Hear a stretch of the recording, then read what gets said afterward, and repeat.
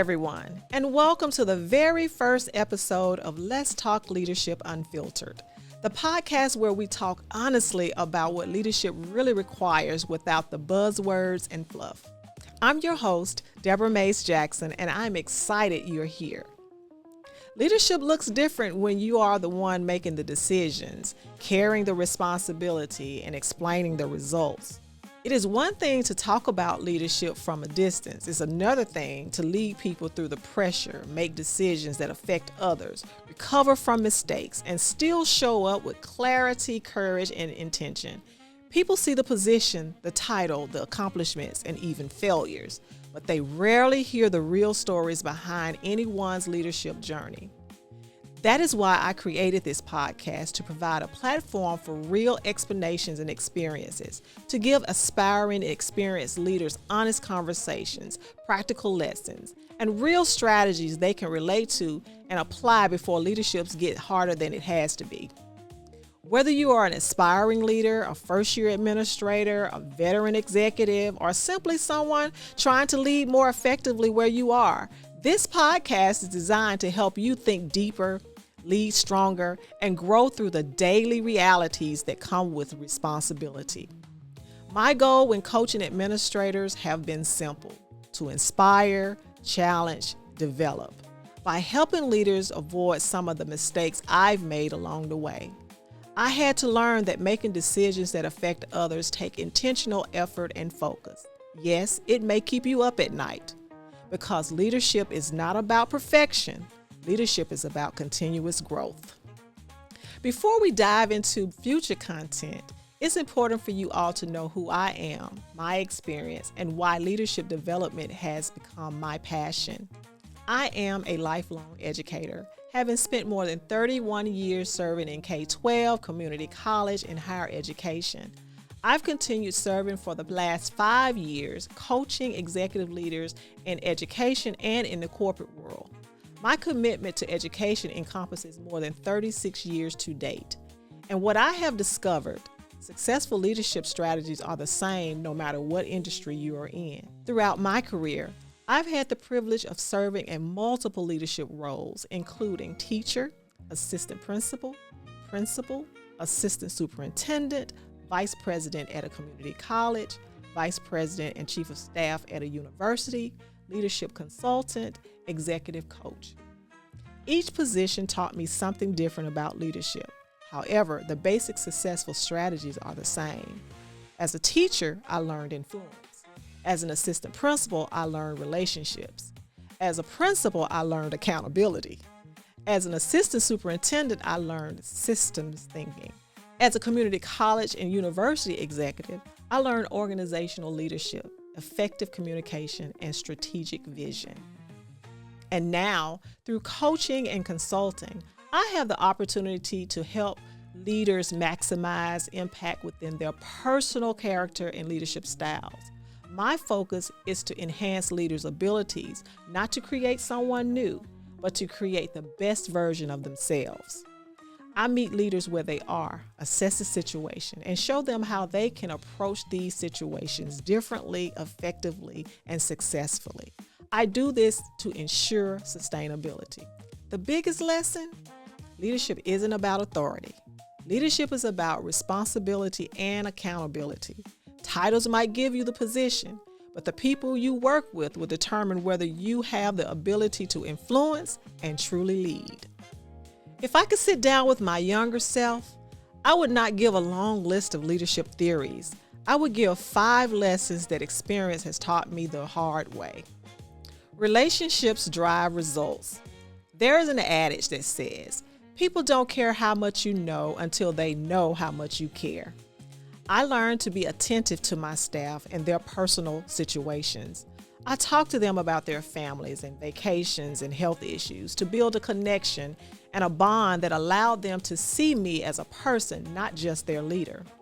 The strongest organizations I've served were not built on programs alone. They were built on team effort and buy-in from the people doing the work. They were built on trust. People have to trust you and trust you know what you're doing and are serious and invested in what they do. When people know you are present, prepared, and invested, they are more willing to believe in the vision and move with you. This is why I try to model the work ethic, commitment, and accountability I expected from everyone else, meaning I worked as hard as I expected everyone else to work. Clarity beats complexity. Those who know me know I often say clarity is my friend. I borrowed that from a former coworker and friend years ago. Because I ask a lot of questions, I need to know what is being required of me and my team. So I need clarity. Many leaders lose momentum because they overcomplicate the message, the process, or the expectation. Your vision should be clear enough for people to repeat it, explain it, and act on it when you're not even in the room. Clear direction does not have to be complicated. It has to be specific, concise, and understood. Leadership is not about being liked. One of the hardest leadership lessons is accepting that not every decision will make everyone happy. Your responsibility is to make the hard, courageous decisions based on the needs of the organization, communicate them clearly, and stand on it. Leadership is not a popularity contest. It requires the courage to choose respect, trust, and results over approval. Sometimes doing the right thing will be unpopular. So if popularity is what you're seeking, you're in the wrong position. Consistency builds credibility. Your team watches what you do way more than they listen to what you say, which means your credibility is built through repeated behavior. You can't change with the wind. Your integrity is on display, and you best believe they are watching. Consistency creates trust. Trust creates influence, and influence creates results. Great leaders develop other leaders. Your legacy in leadership is not about what you accomplish. Your legacy is about who you developed that became stronger because you led them. The true measure of leadership is what continues after you leave. Some of the most meaningful feedback I received came after I left an organization. When people shared that the work, the expectations, and thinking we built together were missed, or they shared that I helped them to think through situations differently. That is legacy, not being in charge and calling the shots, but helping others become better because of the time they spent with you. In future episodes, we plan to have lots of fun and important discussions. We'll discuss topics such as first-year leadership challenges, building high-performing teams, improvement strategies, difficult conversations, accountability and culture, leadership mistakes and recovery, strategic planning, restructuring, women in leadership, and post-secondary leadership approaches.